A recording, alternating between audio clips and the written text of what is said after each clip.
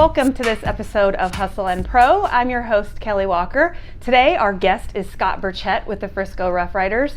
I'm excited to talk to you. I've seen you running around this ballpark for years and years, and now we get to sit down and I'm going to learn some things about you and talk about the RoughRiders kind of milestone season that we're having. So awesome. Thanks for joining us. I know you're busy. We're in season. You guys just finished up a nice warm homestand. Very much so. Warm homestand, had a lot of people out here. It was a lot of fun. Yes. So I guess that's kind of where I want to start is congrats on this 20th anniversary season. Yeah. Big season, big milestone.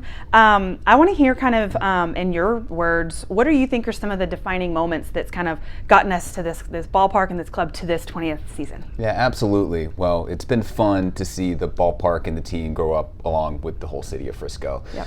When I first started back here in 2004, it was pretty much just the RoughRiders and the mall across the street. Yep. And now to see all the development that's going around it, we're almost an urban ballpark now, believe it or not, with everything that's happening. And Frisco's changed so much. You know, when we first started, it was pretty much just the RoughRiders. Right. Now we have so many entertainment options, so many things in Frisco that make it such a vibrant, exciting community to live in and work in. So it's been a lot of fun just to see the team grow up right alongside that and change as well. The community has changed a whole lot. The demographics have changed.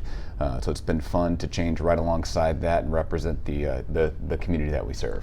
What about the change internally here within these ballpark walls, like ownership changes and team changes and ballpark changes? Like, what are the biggest pieces of that sort of changed the way the trajectory of this ballpark and team? For sure. We're always trying to reinvent ourselves and always trying to get better. So in every aspect of the organization, it's always trying to get something new and learn from a lot of people as well and take those best practices from other teams and industries and take those to Riders Field here in Frisco. So yeah, it's been interesting and fun to have different ownership groups throughout the years. When we first started, it was Tom Hicks and the Rangers that owned it, and then Mandalay Baseball, one of the leading owner-operators in minor league baseball at the time.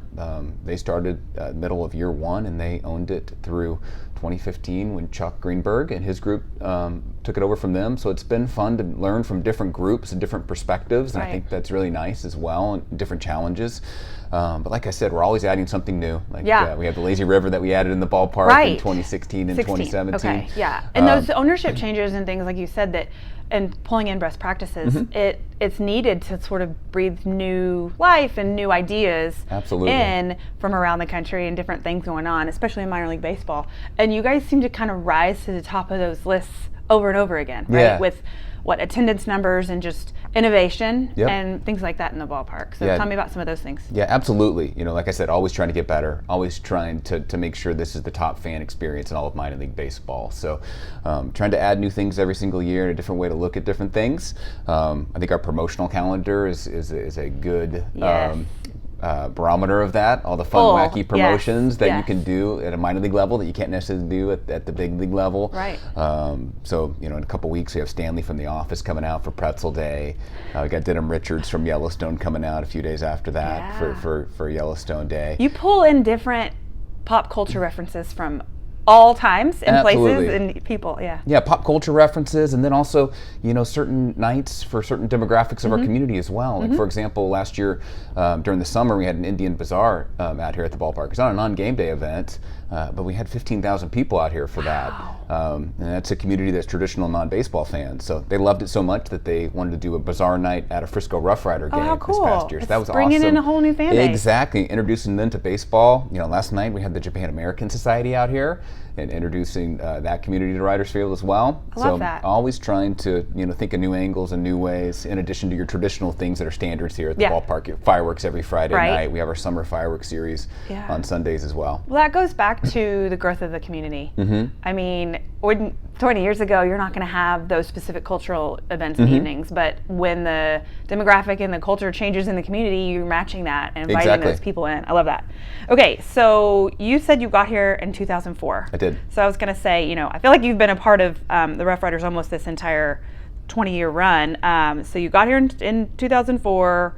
You were currently the GM. So what did you start doing here, and How's that Well, I guess journey I'll take been a for step you? back for how it kind of ended up here in the Okay, first yeah, place. yeah. So my dad worked on the TV side of sports for Okay. years. So I grew up going to the old Rangers ballpark, not the ballpark in Arlington, the original one with the metal bleachers in the outfield, the converted minor league park. I grew up going to games with him. I'd sit in the TV truck. I'd go sneak in the ballpark for a couple innings and I watch love it. that So, stuff. Yeah. so I think I had baseball in the blood, if you will. Sure.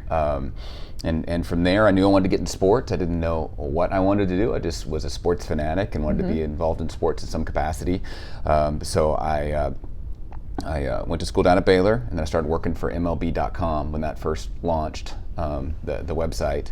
I was a writer reporter for the website, so I'd cover different teams. I'd quickly become an expert on the Tigers or the Twins or the Blue Jays, whoever it might be. So you didn't have one specific beat of a team. I You would would cover the visiting general. teams when they came in town. So I'd be the beat writer when the visiting teams came in town. That transitioned into a role here with Frisco with the RoughRiders, doing the game program.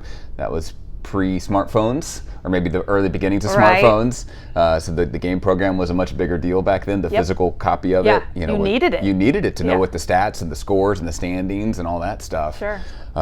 So I started doing that, and then I was going to go off to Ohio University to get my master's. They have a great sports administration program there. And then literally 2 days before I left, the RoughRiders offered me a full-time job, and I've been here ever since. That's awesome. I love that. I feel like the game program, a lot of that has migrated onto the scoreboard. Yeah, the exactly. big new. I don't know when the new scoreboard here became the bigger new scoreboard. 2015. 15. Yeah. Okay. Yeah. It seems like there's a lot of stats up there now. I mean, of course, like pitch count and things live in game aren't going to happen in a printed program, but still, where people are from and I don't know, just different things are digitally visible to No doubt. you. And we have one of the largest scoreboards in minor league baseball, and actually the most digital signage in all of minor league baseball. Okay. So I didn't know we have that. a lot of real estate to add a lot of that stuff that adds to the game entertainment experience. Yeah. So. And like the outfield wall. Yep, the outfield That's a wall. unique, I feel like a unique feature. It certainly is, and I love it too because it keeps our ballpark nice and clean. Like a lot of ballparks, they try to add signs every single nook and cranny. Yes. For us, we're definitely less is more with signage. I want to have a few partners that really dominate the ballpark. So, kind of keeps that nice traditional ballpark look here. Yeah. So I get that you got into sports watching your dad. Did you play sports? I was much more of a basketball player. Okay, you're a bit on growing the up. tall side. I'm so. a bit on the tall side, Okay. yes. So, I played basketball. I played baseball growing up. I wasn't all that great. I was fine, but I was a much better basketball player. Okay. So I enjoy watching baseball and being around it, but basketball was my sport playing. All right, I would hope so. Yes. Being around it, because Sure. you're around it. How many days a year is there a RoughRiders game happening here? Rough Rider games, we have 69 home 69, games. okay. But like most venues nowadays, we're much more than just baseball. There's a lot happening here. Absolutely. We're an entertainment venue, and the Rough Riders, are kind of the main tenet of that. Right. But we have stuff going on. Once the Rough Rider season ends, we transition right into a Halloween festival here at the ballpark, right when the Halloween is over, into a light show at the ballpark, and then next spring it picks right back up with high school games, college games, and that's not even counting, like College, right now, we have our Rough Rider Baseball Academy that's going on. We got 100 kids out there on the field learning how to that's play right. baseball, Camps and then and- camps and It is private events, you nonstop. name it. Yeah, we have over 300 events a year. Wow. Yeah. That is a lot. That's nonstop. But when you have such a great venue, a Exactly. great ballpark, it's great to maximize we're very blessed. it. Okay, so speaking of, I feel like I was thinking about all the things. So I've been a founders member for the 13 years we've lived in Frisco. So I love it a lot. And I was just thinking all the things I love here. But if you ask 10 people what they love about RoughRiders games, you might get 10 different answers. Yeah. And just the things off the top of my head: the pool, the food, the suites, the mascots, the players, the ballpark itself, the playground, the lawn seats, fireworks, promos. Like, there's so many different parts. What's your favorite?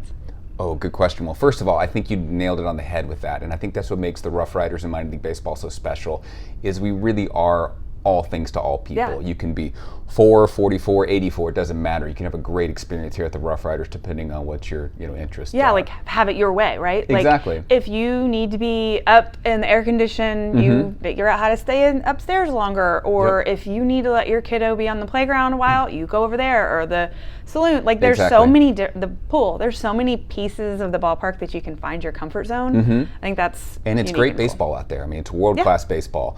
These guys are just one step away from the big leagues. So what's your favorite? My favorite area part or thing about it. You know, my favorite thing is on a sold out night just to walk into the outfield and kind of look back at the seating bowl and that beautiful ballpark and the structure there. Yeah. That you can see behind me and just take it all in. You know, for us, we're all about the memory making here. So that's what we always say. We're not in the baseball business. We're not in the sports business. We're in the memory making business. So for me to look back at our ballpark and see, 10,000 people that are making memories, maybe it's a dad and a son coming out for their first ball game ever. Maybe it's somebody coming out, multi-generations or a church group, whatever it is. All those people making unique memories at our ballpark is really special. Yeah, yesterday, we were here last night. My family was here last night. And yesterday, a friend tagged me on a memory pop-up, Facebook, I guess. And it was our kids during preschool time watching the game together with their Rough Riders gear on. And I took an updated picture yesterday. That's great. Going on 13, and I laughed. I was like, remind us, we'll put this on their wedding slideshow, one day. Yeah. I'm sure that's ridiculous and embarrassing to them, but it's just cute that kids grow up here and families make really cool memories here. Absolutely. In all different parts of the ballpark.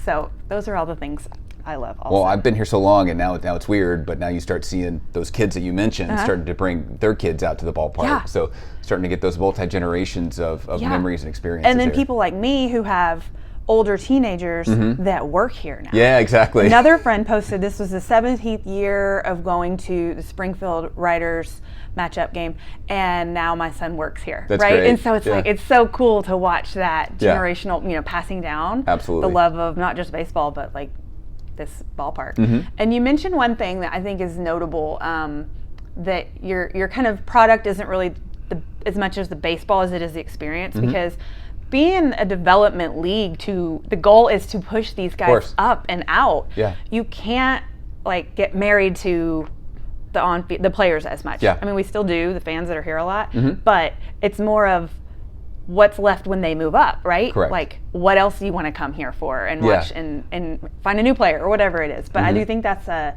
important aspect of what you guys are doing to make it more of a lasting thing than to just get tied to one big name player that's here for a season or a half season or whatever. Exactly. There's more to it than that. Yeah, that's why you can you really need to market and embrace what you can control. And we can't control the players that go up and go down. Right. So obviously we want them to go up because that means they're doing well and they're going to be big leaguers and be the foundation of the next Texas Rangers championship contender. Yep. We've had 188 players year to date. Over time that have gone on and played in the big leagues. So. Okay, that's my next thing. I want to talk about players. So I have memorable players and memories. Either I've cheered for a couple seasons, or even just watched rehab through here, or a cool special appearance like when Yu Darvish got to pitch here. I mean, there's just so many cool things that I, as a fan, and my family have seen. And I mentioned my son. He now walks in, and the second that they're out singing national anthem, he's looking for the Rangers pants, Rangers helmets, Rangers hats, to just see who's here, who might be here, visiting us, and batting or doing whatever they're doing to get back out there. So, are there specific players that you feel like either, I'm not going to ask for your favorites, but that left a bigger impression, or just sort of, have their stamp on this club? Yeah. There's a couple that stand out that I hear from fans a lot. I think one of them was Gilder Rodriguez, who played here for years. That might have predated your time as a season ticket holder. Yep. But he leads the Rough Riders in games played. Okay. So he was here for numerous years, and towards the end was kind of the de facto player coach, if you will, and then actually transitioned into a coach. Perfect. In the Rangers organization. Jose Trevino as well. Yes. Always a fan favorite. He's now the starting catcher for the New York Yankees. But great guy, great leader. It's always tough to see them in those Yankees pinstripes, but it's common. Yeah. I think IKF this weekend, I was like, another one that we hear a lot of. But our current crop of guys. It's how baseball is. I get it, but it is kind of hard to just watch them move on to rivals and such. Exactly. But we have a great group right now as well. Yes. The Rangers have done a really good job just drafting quality people and then teaching them the right way. And that's what part of the minor league development process is all about. Not only development on the field, but off the field. So you're ready for, for a full season of big league baseball. Yeah. I feel like there's a Josh Hamilton jersey somewhere upstairs. Yeah, there's one up in the club. And that's a name that I will always remember here. And Josh Young Yep. is a fresh one because Yep. he is still like making big waves Yeah, in he's doing Arlington. great. But watching him here, and I'm a Red Raider, so it's even more fun. I feel like we were here watching him during like college baseball classic games. Yep. And so it's cool to see them here for more than just one reason, right? Like you said, all the other events that happen here. Absolutely. I was a big Nomar Mazara fan, getting to cheer for him here, and like Profar days.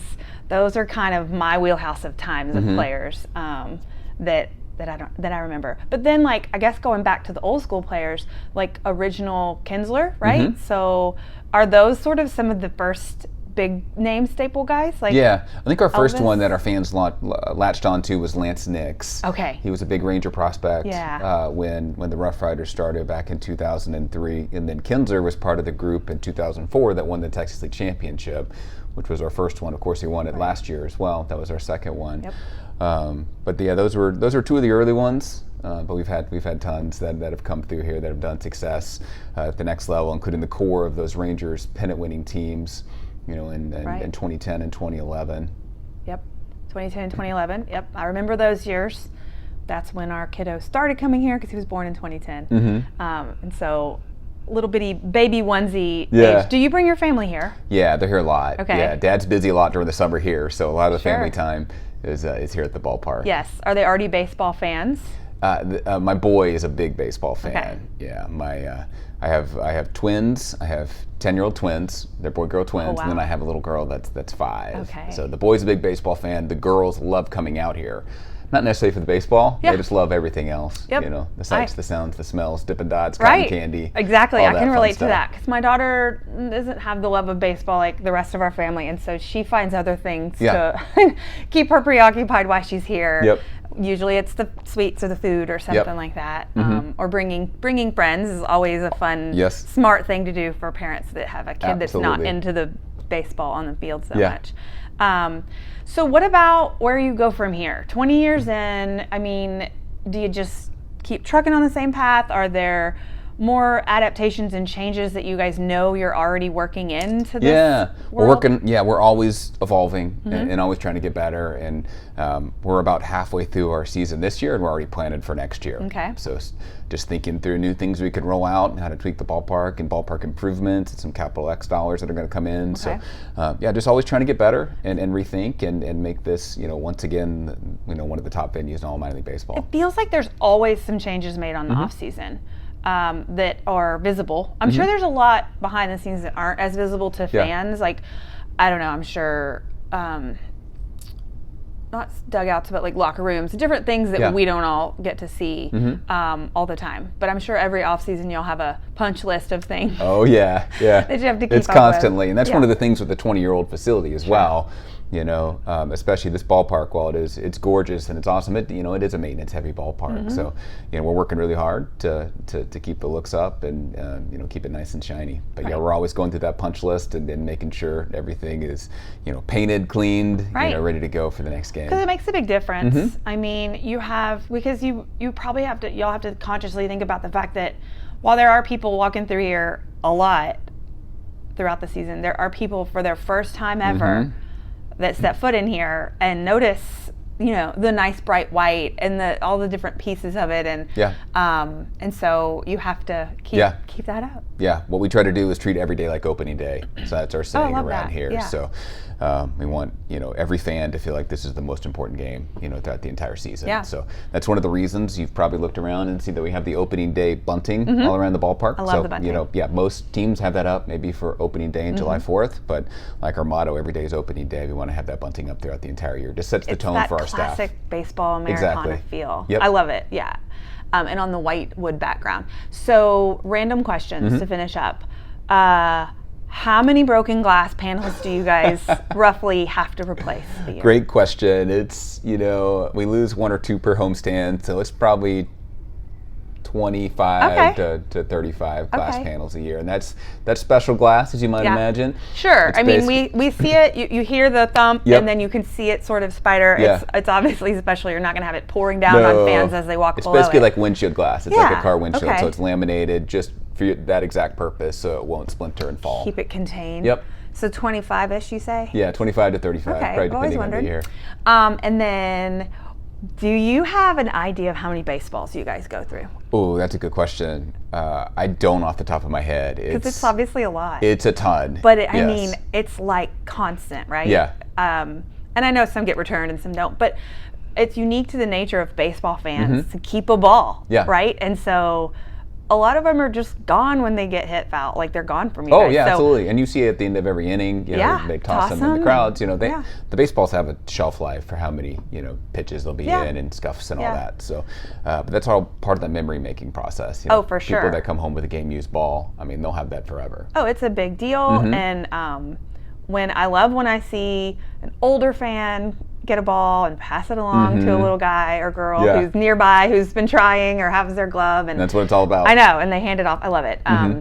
We have a collection we have one of those home plate shaped glass things where you put the balls in it and can lock it up, because a couple of them have been signed, which is another thing that I see coming back here at the ballpark is player signatures and availability. Yeah, absolutely. So we're, this whole year we're kind of going back to basics, and just trying to make sure that we're putting our best effort just to have a fan-focused, fan-friendly environment out here, and autographs is one of those. So we want every fan to come in, at least be guaranteed one autograph. So we'll have at least one, maybe two players sign in every single game right there in section 104. So you come into the gates, you're guaranteed at least one or two autographs. But our guys are so good at signing to where if you go up along the edge at the end, they'll usually sign something for you. They still think it's cool to sign autographs. It is cool. Yeah. I mean, it's cool to be asked, and it's cool for the kids to get them, and just to have like a second up close with those guys for the little kids. That's like one of those magical things about being here. So good. I'm glad that's back to normal operating procedure. One of the best practices you mentioned at the beginning. Yeah. So really, that's it. I just wanted to get to know you guys a little bit more as we look at all the years of 20 years. Yeah. When guests come, or when fans come into the ballpark, you guys are showing memories and things right now for your 20th season. So that's fun to kind of look back and reminisce on some of the things. It's all going to culminate with our anniversary weekend, the 1st of September, where we're inviting out all the former RoughRiders who have played here over the years. So we should have some really good names for that. Awesome. Looks like Chris Davis and Ian Kinsler, among others that have committed. So that'll be fun. Is that a specific game that's happening? It's a whole weekend, and then there'll be so one game that most of them will be at. Okay. And then it's been fun to have the retro uniforms come back to that original look. Yeah. Yes. So every Sunday we're wearing those. I know, I love it. With the retro horse and rider, and then we actually have the live horse mascot here every Sunday as well. So that's been really fun to bring that back. Throw back to the black and red. Exactly. There's been a lot of iterations of the colors, the darkness and the maroon and the creams and all the different things, but it's cool lately to see the red and black again. No doubt. Again, back to my Lubbock days. Yes. It's nice. It's fun. Yeah. Kind of matches up with my husband and I's alma mater. That's great. So thanks, Scott, for sitting down with us. Thank you. It's been a pleasure. Thanks for taking the time, and thank you guys for watching this episode or listening on your favorite podcast platform. So be sure to follow us on YouTube so you'll get notifications with new episodes, and check us out on Instagram at hustle_and_pro. We'll see you next time.